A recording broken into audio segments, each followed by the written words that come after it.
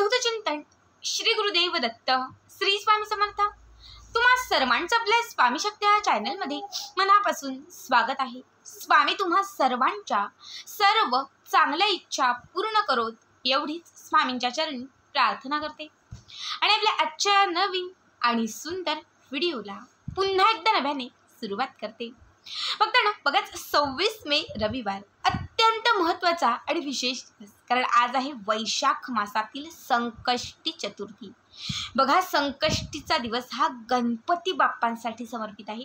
त्यामुळे या दिवशी गणपती बाप्पांना प्रसन्न करण्यासाठी, अखंड आपल्या घरामध्ये गणपती बाप्पांची कृपा प्राप्त करून घेण्यासाठी, आयुष्यात असणारे जे संकट आणि विघ्न आहेत या संकटांचा विघ्नांचा नाश करण्यासाठी, घरातील दरिद्रता संपवण्यासाठी आणि घराची आर्थिक प्रगती होण्यासाठी, इच्छित असणारी जी काही तुमची इच्छा मनोकामना असेल ती इच्छा पूर्ण होण्यासाठी या दिवशी तुम्ही जे काही उपाय कराल ते सगळेच उपाय अत्यंत प्रभावी असतात। खरं तर असं म्हटलं जातं की संकष्टीचं एक व्रत धरल्याने आपली 100 पापांतून मुक्तता होते आणि मनातील प्रत्येक इच्छा पूर्ण होते। पण बऱ्याच वेळा आपल्याला व्रत धरणं शक्य नसते, फिजिकली काही कंडिशन असेल, टॅबलेट्स असतील किंवा बाहेर गावी जाणं येणं असेल, ऑफिसची कामं असतात की उपवास किंवा व्रत करणं शक्य होत नाही। मग या दिवशी उपवास जरी नाही केला तरी तुम्ही एखादा उपाय जरी केला ना तरी संपूर्ण व्रताचं फळ तुम्हाला लाभतं। आजच्या व्हिडिओमध्ये मी तुम्हाला याच संकष्टीचा एक अत्यंत प्रभावी आणि महत्त्वाचा उपाय सांगणार आहे, जो संकष्टी चतुर्थीच्या दिवशी तुम्हाला करायचा आहे। बघा, आजच्या दिवशी तुम्हाला फक्त या एका झाडाचं फूल आपल्या घरात आणायचं आहे। या झाडाचं फूल संकष्टीच्या दिवशी घरात आणल्याने तुमच्या घरामध्ये असणारे अडथळे दूर होतील, संकट दूर होतील, विघ्न दूर होतील, तुमच्या घराची, तुमच्या पतीची, तुमच्या मुलांची भरभरून प्रगती होईल, घरात सुख येईल, घराकडे पैशांचा ओघ येईल, तुमच्या घरामध्ये असणारी जी माता लक्ष्मी आहे ती अखंड स्थिर होईल। उपाय अत्यंत महत्त्वाचा आहे, जो संकष्टी चतुर्थीच्या दिवशी प्रत्येकाला करायचा आहे। आता काय उपाय आहे, कसा करायचा आहे, सगळंच पुढे व्यवस्थित तुम्हाला मी सांगते। फक्त त्यासाठी आपला आजचा व्हिडिओ स्किप न करता शेवटपर्यंत बघा आणि जे आपल्या चॅनलवरती नवीन असतील त्यांनी लगेचच आपल्या चॅनलला सबस्क्राईब करा, कारण तुम्ही आपला चॅनल सबस्क्राईब केल्यामुळे मी पुढचे जे काही व्हिडिओ बनवेन ते सर्वात आधी तुम्हा सर्वांपर्यंत पोहोचतील। बघा, संकष्टी चतुर्थीच्या दिवशी म्हणजे दिवसभरात संध्याकाळी 7च्या आतमध्ये तुम्हाला ही सेवा करायची आहे। याच्यासाठी लागणारं जे फूल आहे ती म्हणजे पांढरी रुई, सफेद रंगाच्या रुईचं एक फूल, फूल नसेल तर मग पान किंवा रुई, पान किंवा मग फूल, दोघांपैकी कुठलीही एक गोष्ट तुम्हाला चतुर्थीच्या दिवशी आपल्या घरी आणायची आहे। बघा, पांढरी रुई ज्यावरती माता लक्ष्मी आणि भगवान श्री विष्णूंचा वास असतो, पौर्णिमा, चतुर्थी किंवा अमावस्या या तीनही दिवशी या झाडाचं जे महत्त्व आहे ते अत्यंत विशेष मानलं जातं।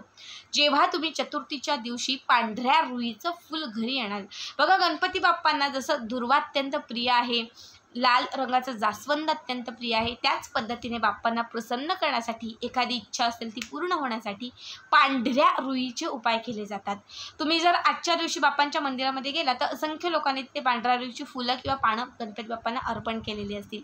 तर हेच पांढऱ्या रुईचं एक फूल तुम्हाला तुमच्या घरी आणायचं आहे, ठीक आहे। फूल नसेल तर पान आणलं तरीही चालेल। आणल्यानंतर सगळ्यात अगोदर हे पान तुम्हाला एका लाल रंगाच्या फडक्यात किंवा लाल रंगाच्या कापडात ठेवायचं आहे। याच्यावरती थोडंसं गंगाजल किंवा थोडंसं गोमूत्र शिंपडायचं आहे।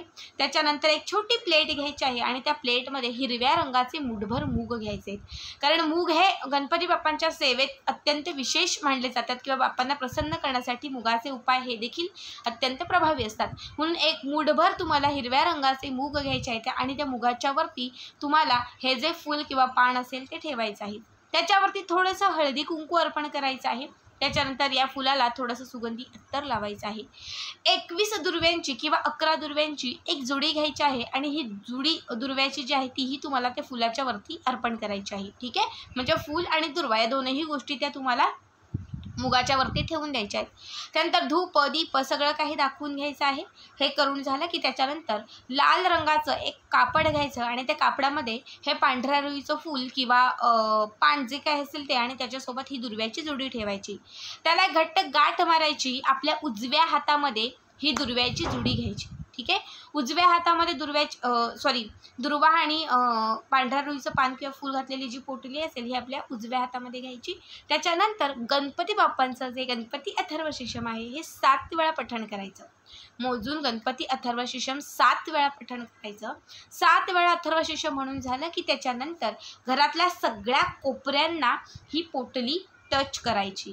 बघा, गणपती अथर्व शीर्षम जे गणपती बाप्पांचा बीज मंत्र भरभराट होण्यासाठी असेल, संकटातून मुक्तता मिळवण्यासाठी असेल, मुलांची पतीची प्रगती होण्यासाठी असेल, घरातील नकारात्मकता संपून घरामध्ये बरकत आणण्यासाठी असेल, गणपती अथर्व शीर्षाचं पठण हे अत्यंत प्रभावी मानलं जातं. जेव्हा तुम्ही ह्या पोटलीमध्ये दुर्वा आणि त्याच्यासोबत पांढऱ्या रुईचं फूल किंवा पान ठेवून ही पोटली 7 वेळा गणपती अथर्व शीर्षम म्हणून ही पोटली अभिमंत्रित करून घरातल्या सगळ्या कोपऱ्यांना स्पर्श कराल, टच कराल, तेव्हा लक्षात ठेवा तुमच्या घरातील कानाकोपऱ्यात वसलेली नकारात्मकता व लक्ष्मी त्या क्षणात नष्ट होईल आणि घरात अखंड लक्ष्मीची प्राप्ती होईल. भरभरून बाप्पांचा आशीर्वाद तुम्हाला प्राप्त होईल. सगळ्या घरातल्या कोपऱ्यांना ही पोटली स्पर्श करायची आहे आणि त्याच्यानंतर तुमच्या घराचं जे मेन मुख्य प्रवेशद्वार आहे त्या मेन प्रवेशद्वारावरून वरपासून खालपर्यंत तुम्हाला 7 वेळा ही पोटली उतरवायची आहे. वरपासून खालपर्यंत 7 वेळा उतरवायची. ठीक आहे. त्याच्यानंतर तुमच्या घराच्या आजूबाजूला कुठेही गणपती बाप्पांचं मंदिर असेल, सिटीत, गावात, कुठेही जिथे बाप्पांची मूर्ती किंवा प्रतिमा असेल तर त्या मंदिरात जायचं आहे आणि तिथे जाऊन बाप्पांच्या चरणांच्या जवळ हे पांढऱ्या रुईचं फूल आणि त्याच्यासोबत त्याच्यामध्ये ठेवलेला दुर्वा म्हणजे ही जी पोटली आहे ती बाप्पांच्या चरणांच्या जवळ ठेवून यायची आहे. ठेवत असताना मनातील जी इच्छा असेल ती इच्छाही तुम्हाला व्यक्त करायची आहे. जर तुमच्या घराच्या आजूबाजूला खूप प्रयत्न करूनही मंदिर भेटलंच नाही की ताई मंदिरच नाही, खूप शोधलं पण मंदिर नाही आहे, तर अशा वेळेस काय करा, तुमच्या देवघरामध्येच जिथे गणपती बाप्पांची मूर्ती असेल त्या मूर्तीच्याच समोर त्या मूर्तीलाच स्पर्श करून ही पोटली तिथे ठेवा.